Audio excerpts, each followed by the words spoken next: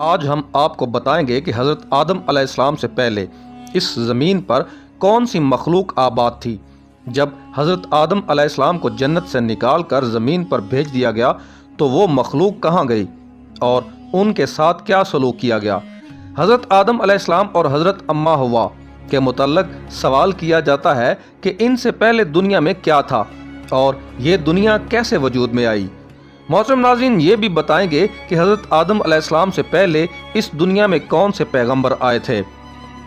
حضرت آدم علیہ السلام جنت سے زمین پر کہاں اتارے گئے اور حضرت آدم علیہ السلام کی تخلیق مٹی سے ہی کیوں کی گئی اور وہ مٹی کہاں سے لائی گئی۔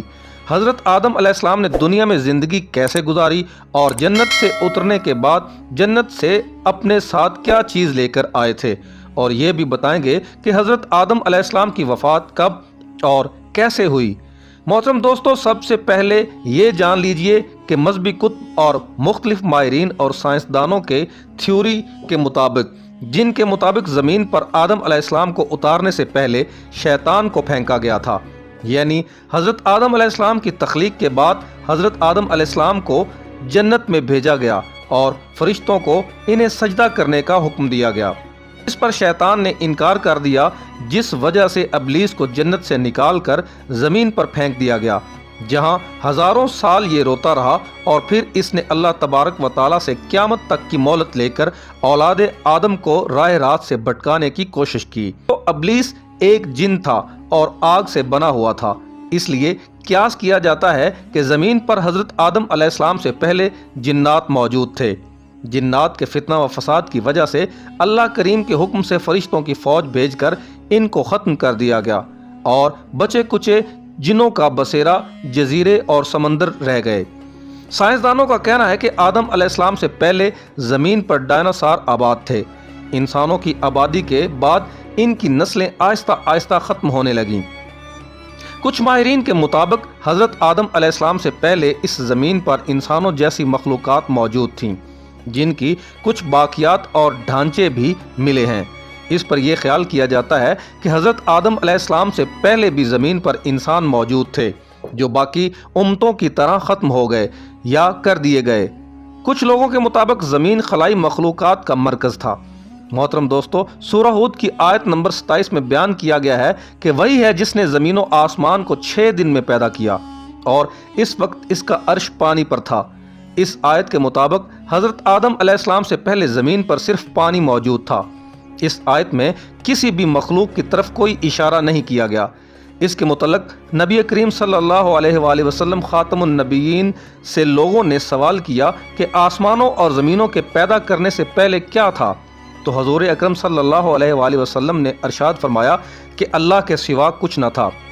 محترم دوستو، بخاری شریف میں یہ بیان کیا جاتا ہے کہ ایک بار آپ صلی اللہ علیہ وآلہ وسلم کے پاس یمن سے ایک وفد آیا اور کہا کہ ہمیں آپ سے علم لینا ہے۔ آپ صلی اللہ علیہ وآلہ وسلم ہمیں بتائیں کہ آپ زمین پر حضرت آدم علیہ السلام سے پہلے کیا دیکھتے ہیں۔ حضور کریم صلی اللہ علیہ وآلہ وسلم نے فرمایا، کچھ نہیں تھا، صرف اللہ کریم کی ذات تھی اور عرش پانی پر تھا۔ آپ صلی اللہ علیہ وآلہ وسلم فرماتے تھے کہ بلا شبہ اللہ نے سب سے پہلے قلم کو پیدا کیا، پھر اللہ نے اس کو حکم دیا کہ لکھنا شروع کرو، چنانچہ وہ اسی وقت چل پڑا اور قیامت کے دن تک ہونے والی ہر چیز لکھ ڈالی۔ یہ اللہ تعالیٰ کا علم تھا جس کو قلم نے اسی کے حکم کے مطابق لوح محفوظ پر لکھ ڈالا تھا۔ حضرت سیدنا عبداللہ ابن عمر بن عاص رضی اللہ تعالیٰ عنہ سے روایت ہے کہ میں نے سنا کہ حضور اکرم صلی اللہ علیہ وآلہ وسلم ارشاد فرما رہے تھے کہ اللہ نے آسمان اور زمین کی پیدائش سے 50,000 سال پہلے تمام مخلوقات کی تقدیروں کو لکھ دیا، اور اس وقت اس کا عرش پانی پر تھا۔ محترم دوستو، اس حدیث کے مطابق یہ بات تو واضح ہو گئی ہے کہ سب سے پہلے زمین پر پانی تھا اور عرش پانی پر تھا۔ عرش کی تخلیق ہوئی، پھر قلم کے بعد فوراً لوح محفوظ کو پیدا کیا گیا جس پر سب کچھ قیامت تک ہونے والا لکھ دیا گیا تھا۔ پھر کائنات کی باقی مخلوقات، آسمان و زمین کی پیدائش وجود میں آتی گئی۔ محترم دوستو، حضرت ابو ہریرہ رضی اللہ تعالیٰ عنہ سے روایت ہے کہ جب نبی کریم صلی اللہ علیہ وآلہ وسلم سے دنیا میں چیزوں کے وجود میں آنے کی ترتیب پوچھی گئی تو آپ صلی اللہ علیہ وآلہ وسلم نے میرا ہاتھ تھاما اور فرمایا کہ اللہ نے جب یہ دنیا بنائی تو ان کی ترتیب کچھ یوں تھی: ہفتے والے دن مٹی پیدا کی، اتوار کو پہاڑ، پیر کو درخت پیدا کیے، منگل کو تکالیف و بیماریاں اور مصیبتوں کو، اور بدھ کو نور، اور جمعرات کو چوپائے اس زمین پر پھیلا دیے۔ اور جمعہ کے دن عصر سے رات تک کے درمیان حضرت آدم علیہ السلام کی پیدائش ہوئی۔ اس حدیث مبارک سے پتہ چلتا ہے کہ ابتدائی مخلوقات کی ترتیب کیا تھی۔ ان میں سب سے آخری نمبر حضرت آدم علیہ السلام کا تھا، جبکہ آدم علیہ السلام نسل انسانی میں سب سے پہلے فرد اور تمام انسانوں کے باپ ہیں۔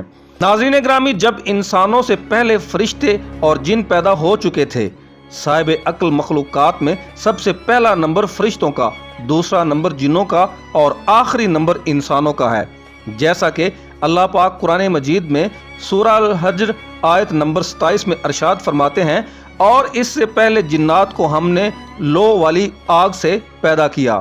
جنات کے بارے میں حضرت عبداللہ ابن عباس رضی اللہ تعالی عنہ فرماتے ہیں کہ حضرت آدم علیہ السلام کی تخلیق سے ہزاروں سال پہلے جنات پیدا کیے گئے۔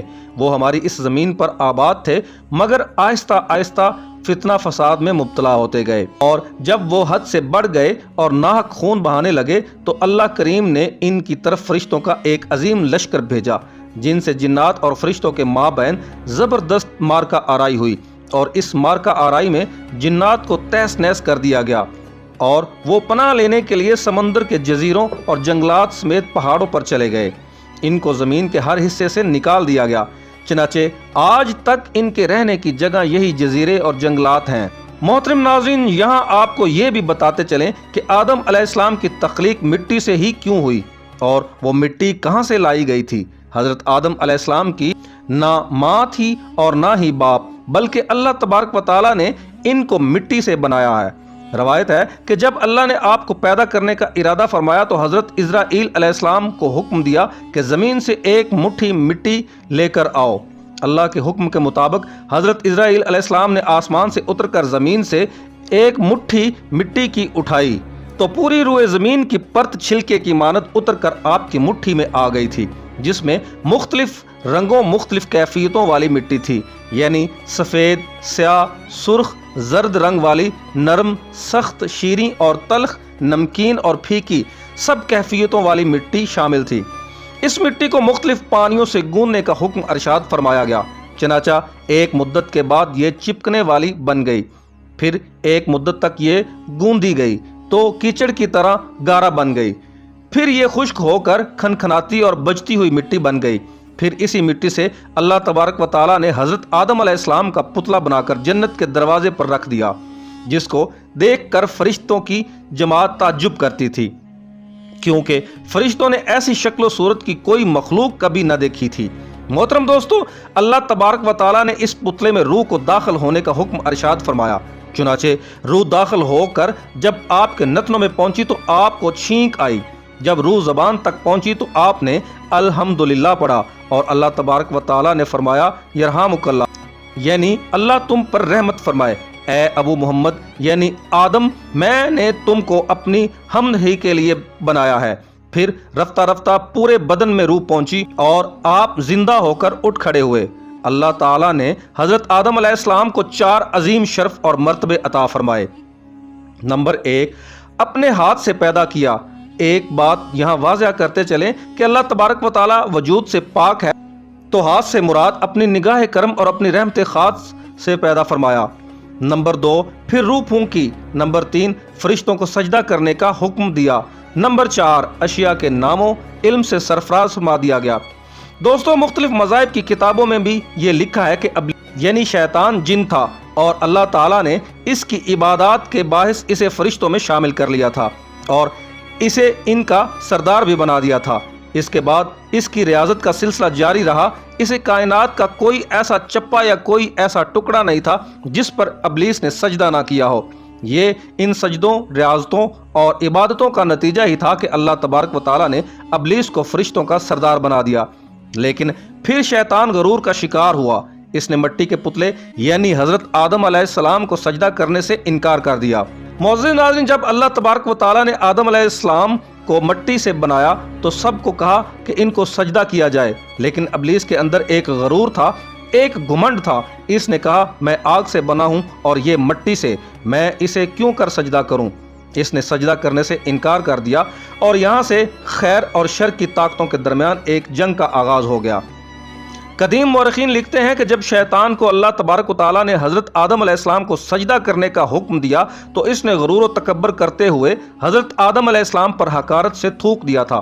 شیطان کا تھوک حضرت آدم علیہ السلام کے پیٹ پر گرا اور اس کے بعد اللہ تبارک و تعالیٰ نے حضرت جبرائیل علیہ السلام کو تھوک والی مٹی نکالنے کا حکم ارشاد فرمایا۔ حضرت جبرائیل علیہ السلام نے یہ مٹی نکالی تو حضرت آدم علیہ السلام کے پیٹ پر ایک چھوٹا سا سوراخ بن گیا تھا۔ یہ سوراخ ناف کی شکل میں آج بھی ہمارے پیٹ پر موجود ہے۔ معزز دوستو، اللہ تعالیٰ نے اس ناف کی مٹی سے جس پر شیطان نے تھوکا تھا کتے کو بنا دیا۔ ناظرین گرامی، کتے کی تخلیق کے متعلق مختلف روایات ملتی ہیں، جبکہ حضرت آدم علیہ السلام اور حضرت اماں حوا علیہ السلام کو اللہ تبارک و تعالیٰ نے اس زمین پر بھیجا تو شیطان نے زمین پر موجود درندوں کو ورغلایا کہ وہ ان دونوں کو کھا جائیں، تو تب اللہ تبارک و تعالیٰ نے کتے کو پیدا کیا تھا جس نے حضرت آدم علیہ السلام اور حضرت اماں حوا کی ان درندوں سے حفاظت فرمائی تھی۔ یعنی کتے کی پیدائش حضرت آدم علیہ السلام کو زمین پر بھیجنے کے فوراً بعد اللہ تبارک و تعالیٰ نے فرما دی تھی۔ حضرت ابو موسیٰ شریف رضی اللہ تعالیٰ عنہ سے روایت ہے کہ نبی کریم صلی اللہ علیہ وآلہ وسلم نے ارشاد فرمایا، اللہ تعالیٰ نے حضرت آدم علیہ السلام کو ایک مٹھی خاک سے پیدا فرمایا۔ یہ مٹی تمام روئے زمین سے حاصل کی گئی تھی۔ یہی وجہ ہے کہ حضرت آدم علیہ السلام کی نسل میں مختلف رنگ زبان کے لوگ پائے جاتے ہیں۔ حضرت آدم علیہ السلام کی کنیت ابو محمد یا ابو شر اور آپ کا لقب خلیفۃ اللہ اور صفاء اللہ ہے، اور آپ اللہ تبارک و تعالیٰ کے سب سے پہلے نبی ہیں۔ آپ نے 960 برس کی عمر پائی اور بوقت وفات آپ کی اولاد تقریباً 1 لاکھ ہو چکی تھی، جنہوں نے طرح طرح کی سنتوں اور عمارتوں سے زمین کو آباد کیا تھا۔ محترم دوستو، قرآن مجید میں بار بار اس مضمون کا بیان ہے کہ حضرت آدم علیہ السلام کی تخلیق مٹی سے ہوئی۔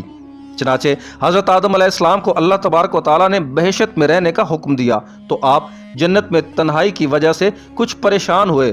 اللہ کریم نے آپ پر نیند کا غلبہ فرمایا اور آپ گہری نیند سو گئے، تو نیند ہی کی حالت میں آپ کی بائیں پسلی سے حضرت حوا سلام علیہا کو پیدا فرمایا تھا۔ جب آپ نیند سے بیدار ہوئے تو یہ دیکھ کر حیران رہ گئے کہ ایک نہایت ہی خوبصورت اور حسین و جمیل عورت آپ کے پاس بیٹھی۔ آپ نے ان سے فرمایا، تم کون ہو اور کس لیے یہاں آئی ہو؟ تو حضرت حوا سلام علیہا نے جواب دیا کہ میں آپ کی بیوی ہوں اور اللہ تعالیٰ نے مجھے اس لیے پیدا فرمایا ہے تاکہ آپ کو مجھ سے انس اور سکون قلب حاصل ہو، مجھے آپ سے انسیت اور تسکین ملے، ہم دونوں ایک دوسرے سے مل کر خوش رہیں۔ پیارے دوستو، یہ پیار اور محبت کے ساتھ زندگی بسر کرنے لگے، اللہ تعالیٰ کی نعمتوں کا شکر ادا کرتے رہے۔ قرآن مجید میں ایک مقام پر اللہ تعالیٰ نے حضرت حوا علیہ السلام کے بارے میں ارشاد فرمایا، اور اسی میں سے اس کا جوڑا بنایا اور ان دونوں سے بہت مرد و عورت پھیلا دیے گئے۔ حضرت آدم علیہ السلام کی تخلیق کا واقعہ قرآن مجید کی ان عجائبات میں سے ہے جن کے دامن میں بڑی بڑی عبرتوں اور نصیحتوں کے گوہر نایاب کے انبار پوشیدہ ہیں، جن میں سے چند ایک کا ذکر آپ کے سامنے کرتے ہیں۔ محترم دوستو، اللہ تبارک و تعالیٰ نے انسانوں کو 4 طریقوں سے پیدا فرمایا۔ اول یہ کہ مرد و عورتوں دونوں کو ملاپ سے، جیسا کہ عام طور پر انسانوں کی پیدائش ہوتی ہے۔ چنانچہ قرآن مجید میں صاف صاف لکھا ہے کہ بے شک ہم نے آدمی پیدا کیا ملی ہوئی منی سے۔ نمبر 2 یہ کہ تنہا مرد سے ایک انسان کو پیدا کیا اور وہ حضرت حوا علیہ السلام ہیں، ان کو حضرت آدم علیہ السلام کی بائیں پسلی سے پیدا فرمایا۔ اور تیسرا یہ کہ تنہا ایک عورت سے ایک انسان کو پیدا کیا اور وہ حضرت عیسیٰ علیہ السلام ہیں، جو کہ پاک دامن کنواری بی بی مریم علیہ السلام کے شکم سے بغیر باپ کے پیدا ہوئے تھے۔ چوتھا یہ کہ بغیر مرد و عورت کے بھی ایک انسان کو اللہ تعالیٰ نے پیدا فرمایا، اور وہ انسان حضرت آدم علیہ السلام ہیں کہ اللہ تعالیٰ نے ان کو مٹی سے بنایا تھا۔ ان واقعات سے چند اسباب کی طرف رہنمائی ملتی ہے کہ سب سے پہلا یہ کہ اللہ پاک ایسا قادر و قیوم اور خالق ہے کہ انسانوں کو کسی خاص ایک طریقے پیدا فرمانے کا پابند نہیں ہے، بلکہ وہ ایک ایسی عظیم قدرت والا ہے کہ جس طرح چاہے انسانوں کو پیدا فرما دے۔ چنانچہ ان 4 طریقوں سے اس نے انسانوں کو پیدا فرمایا، جو اس کی قدرت و حکمت اور اس کی عظیم و شان خلقیت کا نشان اعظم ہے۔ اللہ کریم کی شان خلقیت کی عظمت کا کیا کہنا، मोहतरम दोस्तों, मुमकिन था कि कोई मर्द ये ख्याल करता कि अगर हम मर्दों की जमात ना होती तो तन्हा औरतों से कोई इंसान पैदा ना हो सकता, और इसी तरह मुमकिन था कि औरतों को ये गुमान हो जाता कि अगर हम ना होती तो मर्दों से कोई इंसान कैसे पैदा होता। इसी तरह मुमकिन था कि औरतों और मर्दों दोनों को मिलकर ये नाज करते कि हम ना होते तो इंसानियत का वजूद ना होता। तो अल्लाह तबारक व तआला ने चारों तरीकों से इंसान को पैदा फरमाया कर औरतों और मर्दों दोनों का मुंह बंद कर दिया कि देख लो, हम हर चीज़ पर कादिर हैं और जैसे चाहें, जिसको चाहें, जब चाहें पैदा कर सकते हैं। हर चीज़ का बनाने वाला अल्लाह करीम ही है और वो अकेला सब पर गालिब है। नाज़रीन ग्रामी, आपको इस वीडियो में ये भी बताते चलें कि हज़रत आदम अलैहिस्सलाम को पैदा हुए कितने साल गुजर चुके हैं।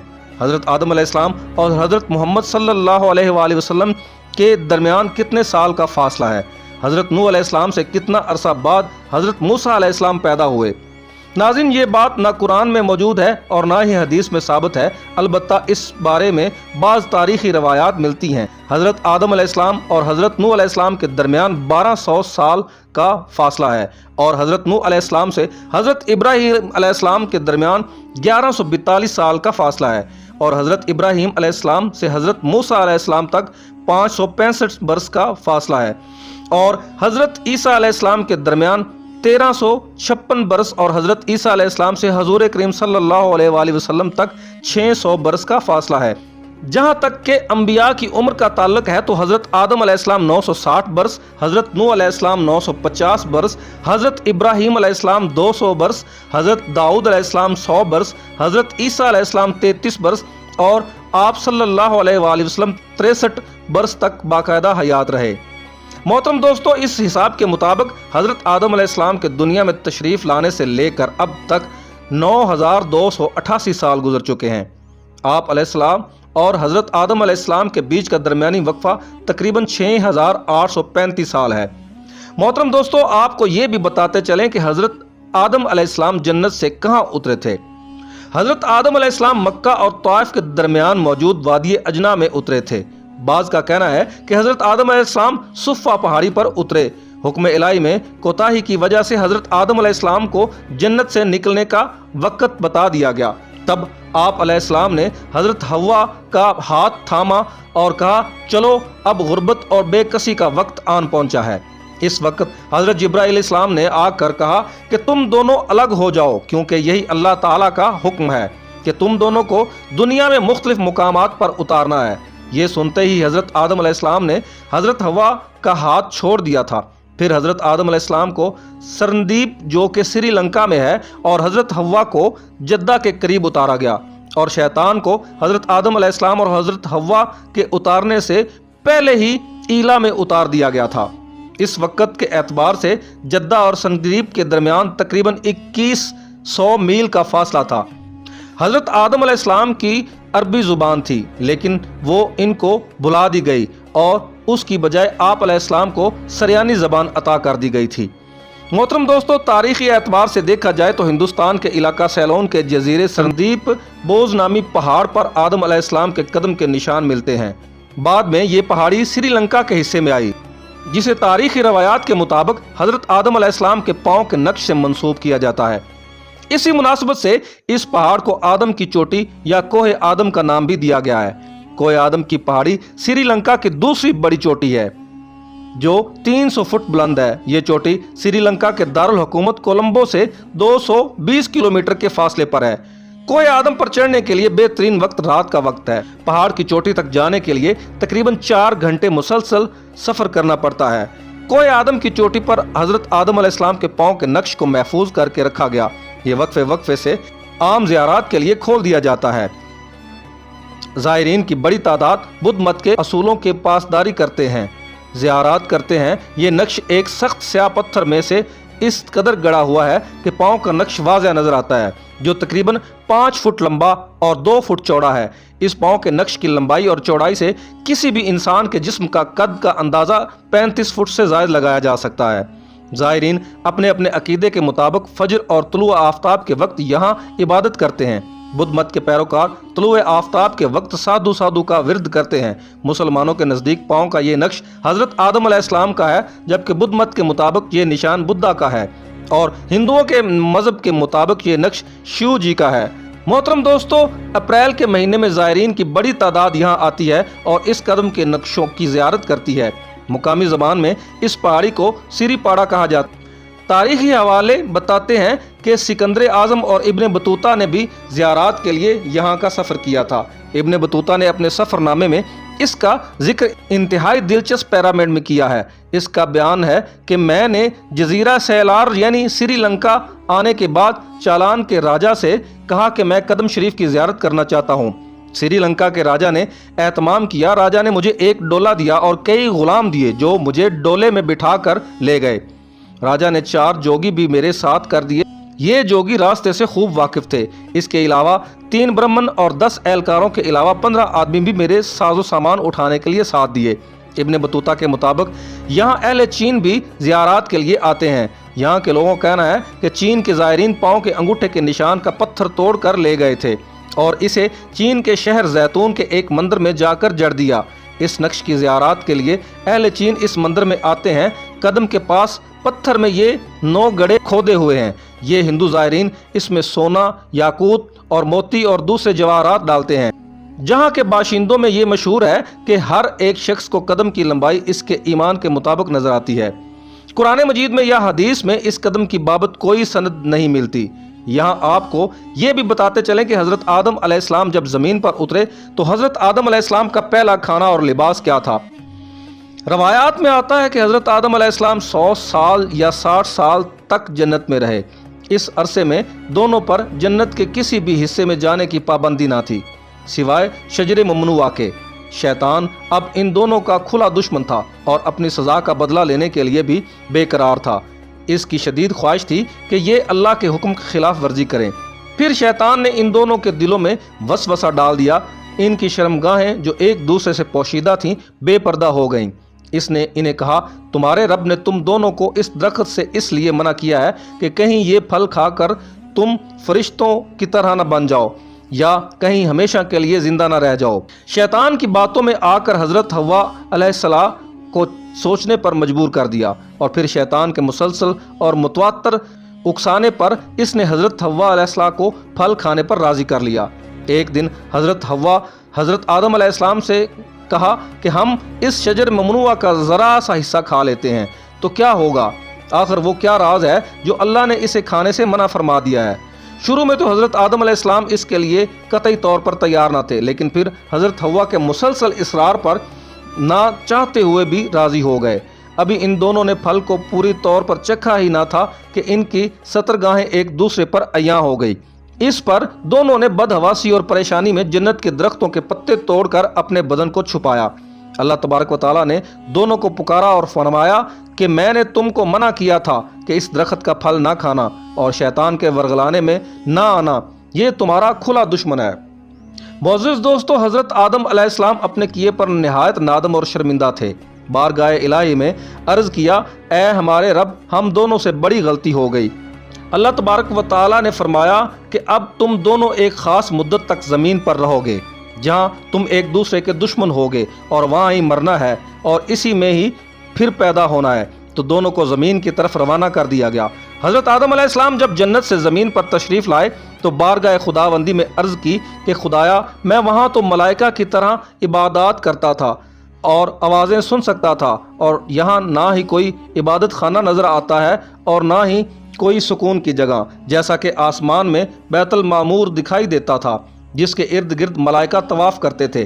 اس پر اللہ تبارک و تعالیٰ کا حکم آیا کہ جاؤ، جہاں پر ہم نے نشان بتائے وہاں پر کعبۃ اللہ بناؤ اور اس کے گرد ہی طواف کرو اور اس کی طرف منہ کر کے نماز بھی ادا کر لینا۔ معزز دوستو، حضرت جبرائیل علیہ السلام ان کی رہنمائی کے لیے ان کے ساتھ چل پڑے اور انہیں اس مقام پر لے آئے جہاں سے زمین بنی تھی، یعنی جس جگہ جھاگ بنی تھی، اور پھر وہی جگہ پھیل کر پوری زمین بن گئی۔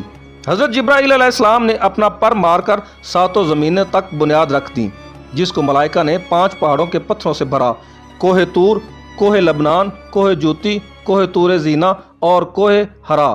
بنیاد بننے کے بعد نشان کے لیے چاروں طرف کی دیواریں بھی اٹھا دی گئیں۔ اس طرح حضرت آدم علیہ السلام نماز بھی پڑھتے رہے اور طواف بھی کرتے رہے۔ حضرت آدم علیہ السلام زمین پر آنے کے بعد نہایت شرمسار اور افسردہ رہتے تھے۔ پھر حضرت حوا سے علیحدگی نے بھی سخت پریشانی میں مبتلا کر رکھا تھا۔ روایات میں آتا ہے کہ آپ ایک طویل عرصہ تک اللہ کے حضور گڑ گڑاتے رہے، فرماتے رہے کہ مجھے معاف کر دے، اور آنسو بہاتے رہے، یہاں تک کہ اللہ تعالیٰ کو ان کی اس گریہ آزاری پر رحم آیا۔ اور پھر ایک دن حضرت جبرائیل علیہ السلام نے حضرت آدم علیہ السلام کے پاس آ کر انہیں اللہ کی جانب سے معافی کی نوید سنائی۔ ناظرین گرامی، حضرت آدم علیہ السلام کی توبہ قبول ہونے کی ایک وجہ یہ بھی بتائی جاتی ہے کہ حضرت عمر رضی اللہ تعالیٰ عنہ سے مروی ہے کہ نبی کریم صلی اللہ علیہ وآلہ وسلم نے فرمایا، جب آدم علیہ السلام سے غلطی ہوئی تو انہوں نے اللہ تعالیٰ سے عرض کیا، اے میرے پروردگار، میں آپ سے محمد صلی اللہ علیہ وآلہ وسلم کے وسیلے سے سوال کرتا ہوں کہ آپ میری مغفرت فرما دیں۔ اللہ تبارک و تعالیٰ نے فرمایا، تو نے محمد صلی اللہ علیہ وآلہ وسلم کو کیسے جان لیا جبکہ میں نے ان کو اب تک تو پیدا ہی نہیں فرمایا؟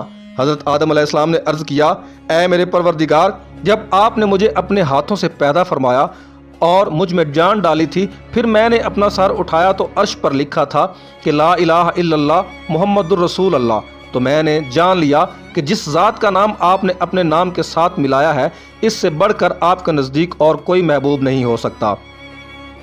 تو اللہ تبارک و تعالیٰ نے فرمایا، اے آدم، تو نے سچ کہا، وہ میرے نزدیک سب سے محبوب ہے، اور جب تو نے ان کے وسیلے سے مجھ سے معافی مانگ لی تو بس میں نے تیری بخشش کر دی، اور اگر حضرت محمد صلی اللہ علیہ وآلہ وسلم نہ ہوتے تو میں آپ کو بھی پیدا نہ کرتا۔ محترم دوستو، توبہ قبول ہونے کی ایک اور روایت بھی بیان کی جاتی ہے کہ اللہ تبارک و تعالیٰ نے ان دونوں کو کچھ دعائیں اور کلمات سکھائے تھے۔ ان دونوں نے ان دعائیں کلمات کے ساتھ اللہ تبارک و تعالیٰ سے معافی مانگی تو اللہ تبارک و تعالیٰ نے جمعے کے روز ان کی توبہ قبول فرما لی۔ حضرت آدم علیہ السلام خوشی سے سرشار ہوئے اور خداوندی میں سربسجود ہو کر شکر بجا لائے۔ پھر حضرت جبرائیل علیہ السلام انہیں لے کر مکہ آئے، جہاں حضرت آدم علیہ السلام نے کعبہ شریف کی بنیاد رکھی اور حجرہ اسود کو کعبہ کی دیوار پر نصب فرمایا۔ پھر اس کے گرد طواف کیا۔ طواف سے فارغ ہو کر حضرت جبرائیل علیہ السلام انہیں جبل عرفات پر لے گئے تھے، جہاں حضرت حوا تشریف فرما تھی، لیکن طویل عرصے کی جدائی اور حالات نے بہت سے جسمانی تغیرات تبدیل کر دیے تھے، چنانچہ دونوں ایک دوسرے کو پہچان نہ سکے۔ حضرت جبرائیل علیہ السلام نے اس پر دونوں کا تعارف کروایا، اور یوں حضرت آدم علیہ السلام اور اماں حوا کی دنیا میں بھیجے جانے کے بعد پہلی ملاقات ہوئی۔ محترم دوستو، مختصر طور پر کعبہ کی تعمیر کرتے ہیں۔ طوفان نوح تک کعبہ اسی حالت میں رہا۔ طوفان کے بعد وہ عمارت آسمان پر اٹھا لی گئی تھی اور وہ جگہ ایک اونچے ٹیلے کی صورت میں رہ گئی تھی، مگر لوگ پھر بھی برکت کے لیے یہاں آیا کرتے تھے اور آ کر دعائیں بھی مانگتے تھے۔ حضرت ابراہیم علیہ السلام کے زمانے تک کعبہ اسی حالت میں رہا۔ جب حضرت ابراہیم علیہ السلام اور حضرت اسماعیل علیہ السلام اور حضرت ہاجرہ علیہ السلام یہاں آ کر رہے اور آباد ہوئے تو حضرت ہاجرہ کے قلب کے بعد حضرت ابراہیم علیہ السلام کو حکم ہوا کہ اپنے بیٹے اسماعیل علیہ السلام کو ساتھ لے کر خانہ کعبہ کی عمارت تعمیر کریں۔ اس کی نشانی اس طرح کی گئی تھی کہ ایک بادل کا ٹکڑا بھیجا گیا تاکہ اس کے سائے سے کعبے کی حد مقرر کی جائے۔ حضرت جبرائیل علیہ السلام نے اس کے سائے کی مدد سے خط کھینچا اور حضرت ابراہیم علیہ السلام نے اس خط پر اس قدر کھدائی کی کہ بنیادیں نمودار ہو گئی تھیں۔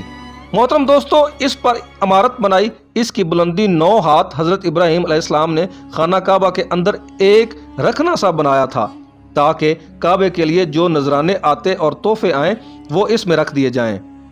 اس کے دروازے 2 بنائے گئے تھے، ایک داخل ہونے کے لیے اور دوسرا نکلنے کے لیے۔ حضرت اسماعیل اور حضرت ابراہیم علیہ السلام کی تعمیر میں 3 پہاڑوں کے پتھر لائے گئے تھے۔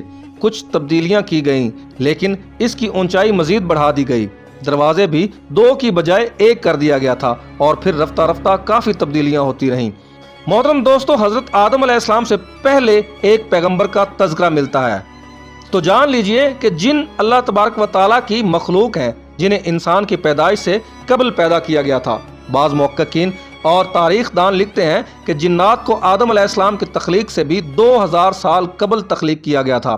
حضرت آدم علیہ السلام کی خلقت سے پہلے جنات کے درمیان پیغمبر مابعوث ہوئے کیونکہ روایت میں آتا ہے کہ ایک شامی مرد حضرت علی رضی اللہ تعالیٰ عنہ کے پاس آیا اور اس نے پوچھا کہ اے علی، کیا خدا نے جنات کی جانب کسی پیغمبر کو بھیجا تھا؟ تو جناب مولا علی کرم اللہ وجہ الکریم نے جواب میں فرمایا، ہاں، ایک پیغمبر تھے جن کا نام یوسف تھا، ان کی ہدایت کے لیے بھیجے گئے تھے، لیکن جنوں نے ان کو شہید کر دیا تھا۔ ناظرین گرامی، اس روایت سے پتہ چلتا ہے کہ جنات میں بھی پیغمبر ہوا کرتے تھے۔ اس بنا پر جو کچھ ہم نے بیان کیا ہے، اس سے واضح ہوا جن بھی مخلوق خدا ہیں اور فرائض رکھتے ہیں۔ انسان کی خلقت سے پہلے ان کی ہدایت کے لیے پیغمبر مبعوث ہوئے تھے، لیکن اس کی کیفیت ہمارے لیے واضح نہیں تھی۔ جب حضرت آدم علیہ السلام زمین پر رہنے لگے تو پھر اللہ تعالیٰ نے ان کو عمدہ لباس کا انتظام فرما کر دیا۔ اللہ تعالیٰ نے ان کی اولاد کو عزت و کرامت سے سرفراز فرمایا اور اپنی بہت سی مخلوقات پر برتری عطا فرمائی تھی۔ محترم دوستو، آدم علیہ السلام کی اولاد بہت ہوئی۔ ان میں سے دو نے ایک مرتبہ اللہ تعالیٰ کی راہ میں قربانی پیش کی۔ اللہ تعالیٰ نے ایک کی قربانی قبول فرمائی، دوسرے کی قبول نہ فرمائی۔ جن کی قربانی قبول نہ کی گئی وہ اپنے بھائی سے کہنے لگا، میں ضرور تجھے قتل کر دوں گا۔ بھائی نے جواب دیا کہ اللہ تعالیٰ تو متقی لوگوں کی قربانی قبول فرماتا ہے، تم میں تقوی نہیں ہے، اس لیے تمہاری قربانی قبول نہیں ہوئی۔ اس پر دونوں کا جھگڑا ہو گیا، بالآخر اس نے اپنے بھائی کو قتل کر ڈالا۔ اس طرح دنیا میں پہلا قتل انسانی تھا اور بھائی نے ہی اپنے بھائی کو قتل کیا تھا۔ قتل کرنے کے بعد کچھ سمجھ نہیں آیا کہ اپنے مقتول بھائی کی لاش کو کیا کرے۔ اللہ تبارک و تعالیٰ نے ایک کوہ بھیجا جو زمین پر اتر کر زمین کو کریدنے لگا۔ قاتل بھائی نے کوے سے سیکھا کہ کس طرح اپنے بھائی کو چھپائے، پھر اپنے اس کام پر بہت شرمندہ ہوا اور افسوس کرنے لگا۔ قاتل کا نام قابیل تھا اور مقتول کا نام حابیل تھا۔ قابیل پہلا شخص ہے جس نے بنی آدم میں قتل کو جاری کیا تھا۔ آدم علیہ السلام بہت روئے اس قتل پر اور افسوس کیا۔ آخر میں حضرت آدم علیہ السلام کی وفات اور وہ کب کیسے ہوئی، اس حوالے سے آپ کو بتاتے چلیں کہ جب حضرت آدم علیہ السلام حابیل کی موت کی وجہ سے بے قرار تھے، تب اللہ تبارک و تعالیٰ نے حضرت جبرائیل علیہ السلام کو ان کی تسلی کے لیے بھیجا۔ انہوں نے حضرت آدم علیہ السلام کو حکم خداوندی بتایا کہ اللہ تعالیٰ ان کو ایک فرزند عطا کرے گا جس کی نسل سے پیغمبر پیدا ہوں گے۔ چنانچہ حابیل کے مرنے کے 5 سال بعد حضرت آدم علیہ السلام کے ہاں فرزند پیدا ہوا جس کا نام شیش رکھا گیا۔ اس کا مطلب ہے اللہ کا دیا ہوا تحفہ۔ جب حضرت آدم علیہ السلام کی وفات کا وقت قریب آیا تو انہوں نے اپنے بیٹوں سے فرمایا کہ بیٹو، میرا جنت کے پھل کھانے کا جی کر رہا ہے۔ وہ تلاش کے لیے نکل گئے تو انہیں سامنے سے فرشتے آتے ہوئے ملے جن کے پاس حضرت آدم علیہ السلام کا کفن اور خوشبو تھی، اور ان کے پاس کلاڑے اور ٹوکریاں بھی تھیں۔ انہوں نے کہا کہ اے آدم کے بیٹو، تمہیں کس چیز کی تلاش ہے؟ سب بیٹوں نے کہا کہ ہمارے والد بیمار ہیں اور جنت کے میوے کھانا چاہتے ہیں۔ فرشتوں نے کہا واپس جاؤ، تمہارے والد فوت ہونے والے ہیں۔ اور جب فرشتے حضرت آدم علیہ السلام کی روح قبض کرنے کے لیے آئے تو حضرت حوا نے ان کو دیکھ کر پہچان لیا۔ حضرت آدم علیہ السلام نے فرمایا کہ مجھ سے الگ ہو جاؤ، پہلے بھی مجھے تمہارے ذریعے ہی سے مصیبت ملی، مجھے میرے رب کے فرشتوں کے ساتھ جانے دو۔ فرشتوں نے ان کی روح قبض کی، غسل دیا، کفن پہنایا، خوشبو لگائی، آپ کی قبر کھودی اور لحد تیار کر کے حضرت جبرائیل علیہ السلام نے ان کے بیٹوں حضرت شیش علیہ السلام کو نماز جنازہ پڑھنے کا طریقہ بتایا۔ آپ علیہ السلام نے نماز جنازہ پڑھائی۔ عام طور پر تاریخی کتب میں حضرت آدم علیہ السلام کی عمر مبارک 960 سال بیان کی گئی ہے۔